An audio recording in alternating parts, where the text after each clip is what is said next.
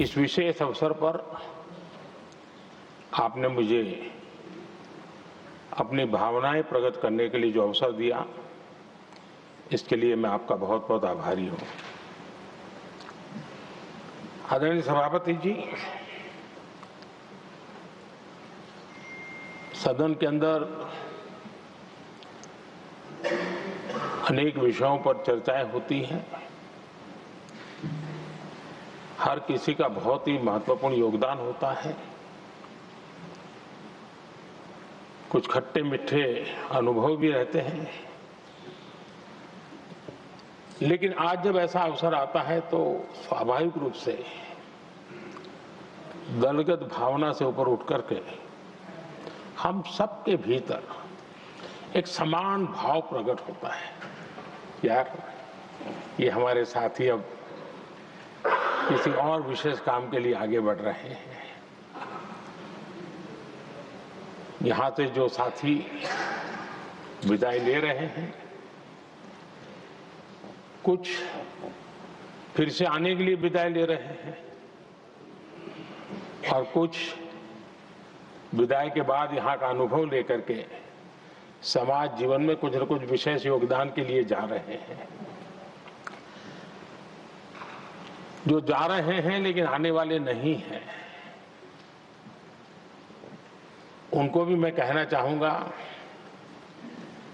कि राजनीति में कोई फुल स्टॉप नहीं होता है। भविष्य आपका भी इंतजार कर रहा है और आपका अनुभव, आपका योगदान राष्ट्र जीवन में हमेशा हमेशा बना रहेगा। आदरणीय सभापति जी, इस सदन में जो भी सदस्य माननीय हमारे विदाई ले रहे हैं, कुछ सदस्य ऐसे हैं जिनको शायद उस समय जाने का समय कार्यकाल आएगा जब सदन नहीं चलता होगा। कुछ हैं जिनको ऑलरेडी सदन के दरमियान ही विदाई मिल रही है। लेकिन ये जाने वाले सभी माननीय सांसदों का बहुत ही उत्तम योगदान है, इसलिए लेकिन मैं जरूर कहूंगा, आदरणीय देवगौड़ा जी, आदरणीय खड़गे जी, आदरणीय शरद पवार जी, ये ऐसे वरिष्ठ लोग हैं जिनके जीवन का आधे से अधिक उम्र संसदीय कार्य प्रणाली में गई है और इतने लंबे अनुभव के बाद भी सभी नए सांसदों ने सीखना चाहिए वैसे समर्पित भाव से सदन में आना, जो भी हमसे उनसे बन सकता है उतना योगदान करना, यानी समाज में से जो जिम्मेवारी मिली है उसके प्रति पूरी तरह समर्पित रहना, ये इन सब वरिष्ठ लोगों से हम जैसे सबको सीखने जैसा है और मैं उनके योगदान की भूरी भूरी सराहना करूंगा, क्योंकि इतना लंबा कार्यकाल छोटा नहीं होता है, बहुत महत्वपूर्ण है। उसी प्रकार से हमारे उपसभापति जी हरिवंश जी विदाई ले रहे हैं। हरिवंश जी को लंबे समय तक इस सदन में अपनी जिम्मेवारी निभाने का अवसर मिला है। बहुत ही मृदुभाषी, सदन को चलाने में सबका विश्वास जीतने का निरंतर जिन्होंने प्रयास किया, और मैंने देखा है कि संकट के समय ज्यादातर उपसभापति के ही जिम्मे आ जाता है कि भाई आप संभाल लेना जरा, तो उनको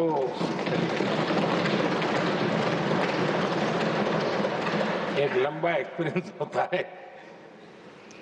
सबको जान भी लेते हैं, भली बात ही जान लेते हैं,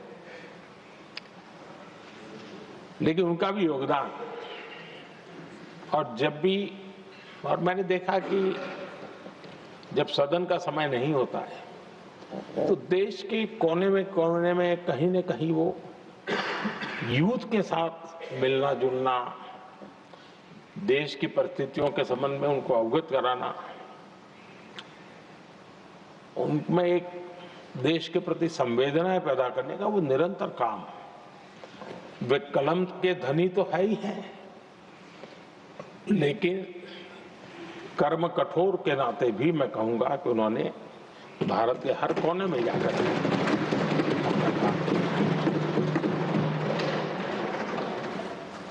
आदरणीय सभापति जी, कभी कभी किसी समय हम सुनते थे कि सदन में बहुत ही हास्य विनोद व्यंग्य का अवसर मिलता रहता है। इन दिनों शायद धीरे धीरे कम होता जा रहा है, क्योंकि 24/7 मीडिया की दुनिया ऐसी है कि हर कोई कॉन्शियस रहता है। लेकिन हमारे आठवले जी हैं जी, सदाबहार है।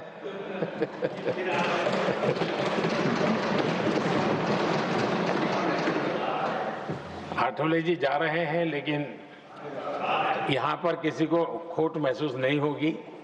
वो व्यंग्य विनोद भरपूर परोसते रहेंगे, जब मुझे पूरा भरोसा है। आदरणीय सभापति जी, सदन में से हर 2 साल के अंतराल के बाद एक बड़ा समूह हमारे बीच से जाता है, लेकिन ये ऐसी व्यवस्था है कि जो नया समूह आता है उनको बाकी जो लंबे समय से 4 साल से बैठे हुए साथी हैं, अनुभव है, नए लोगों को तुरंत उनसे कुछ न कुछ सीखने का अवसर मिलता है। और इसलिए एक प्रकार से यहाँ की जो विरासत है वो कंटिन्यू प्रोसेस हमेशा रहती है। ये बहुत बड़ा लाभ होता है। मुझे पक्का विश्वास है कि जिनको इस बार जाना नहीं है वो भी जो नए माननीय सांसद आएंगे उनको उनके अनुभव का लाभ मिलेगा और उनका योगदान भी सदन को और समृद्ध करेगा, ऐसा मेरा पूरा विश्वास है। आदरणीय सभापति जी, हम लोग जानते हैं कि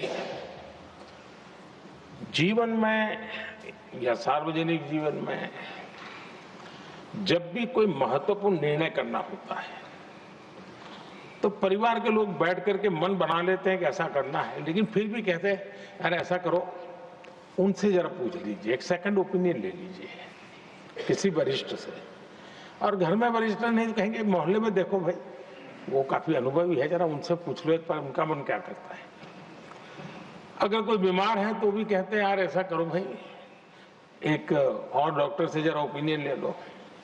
सेकंड ओपिनियन का बहुत महत्व होता है। मैं समझता हूँ हमारी संसदीय प्रणाली में इस सेकंड ओपिनियन की बहुत बड़ी ताकत रही है। एक सदन में कुछ निर्णय होता है, दूसरे सदन में फिर आता है सेकंड ओपिनियन के लिए। अगर इस सदन में होता है तो उस सदन में जाता है सेकंड ओपिनियन के लिए। और ये सेकंड ओपिनियन उस सारी बहस को, उस सारे निर्णय प्रक्रिया को एक बहुत बड़ा नया आयाम दे देती है। और वो मैं समझता हूं कि हमारी निर्णय प्रक्रिया को समृद्ध करती है। तो इसलिए सदन में जो माननीय सांसद बैठते हैं उनके लिए एक खुलापन रहता है कि भाई चलो इस सदन में नहीं तो उस सदन में एक अच्छा ओपिनियन नया आएगा, उस सदन में नहीं तो इस सदन में एक नया ओपिनियन आएगा। तो ये सेकंड ओपिनियन ये हमारे लोकतंत्र में एक बहुत बड़ा कंट्रीब्यूशन है, जो जिस विरासत को हमें संभालना हमारे जो माननीय सांसद विदाई ले रहे हैं उनका तो योगदान रहा ही है। और इसके लिए भी मैं उनका साधुवाद करता हूं। आदरणीय सभापति जी, जो हमारे माननीय सांसद विदाई ले रहे हैं, बहुत आने वाले दिनों में तो शायद ये अवसर रहने वाला ही नहीं है, लेकिन ये माननीय सांसद ऐसे हैं कि जिनको पुराने संसद के भवन में भी बैठने का मौका मिला और नए संसद भवन में भी बैठने का मौका मिला। उनको दोनों इमारतों में उनको राष्ट्र के कल्याण के लिए अपना योगदान देने का अवसर मिला है और उनके कार्यकाल में ही उनको इस नए सदन के निर्माण प्रक्रिया में और नए सदन की निर्णय प्रक्रिया में भी हिस्सा बनने का अवसर मिला है। वो एक विशेष उनके जीवन में याद रहेगी, नई स्मृति रहेगी।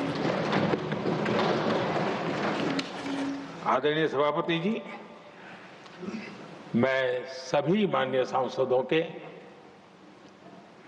और मैं मानता हूं कि ये सदन अपने आप में एक बहुत बड़ी ओपन यूनिवर्सिटी है। राष्ट्र जीवन की कई बारीकियों से परिचित होने का अवसर सदन में प्राप्त होता है। एक प्रकार से हमारी यहाँ शिक्षा भी होती है, हमारी दीक्षा भी होती है। ये 6 साल यहाँ जो रहने का अवसर मिलता है वो जीवन को गढ़ने का, राष्ट्र जीवन के घड़तर में योगदान का तो महत्व है ही है क्योंकि निर्णय प्रक्रिया का हिस्सा है, लेकिन स्वयं के जीवन को गढ़ने का भी एक अमूल्य अवसर होता है। और इसलिए जब माननीय सांसद यहाँ आते हैं, उस समय की उनकी जो भी सोच, समझ और क्षमता है, जब जाते हैं तो अनेक गुना वो बढ़ती हैं, उसका विस्तार होता है, अनुभव की एक बहुत बड़ी ताकत होती है। और तब जाकर के जाने के बाद राष्ट्र जीवन का उनका निरंतर योगदान बना रहे हैं। वे अपने तरीके से व्यवस्था के तहत हो सकते हैं, व्यवस्था के तहत न हो सके, लेकिन उनका अमूल्य योगदान मिलता ही रहे राष्ट्र जीवन के निर्माण में। उनका अनुभव हमेशा हमेशा उपयोगी हो, ये मेरी उन सभी माननीय सांसदों को मेरी शुभकामनाएं हैं। और मैं फिर से एक बार सभी माननीय सांसदों के योगदान का गौरवगान करता हूं।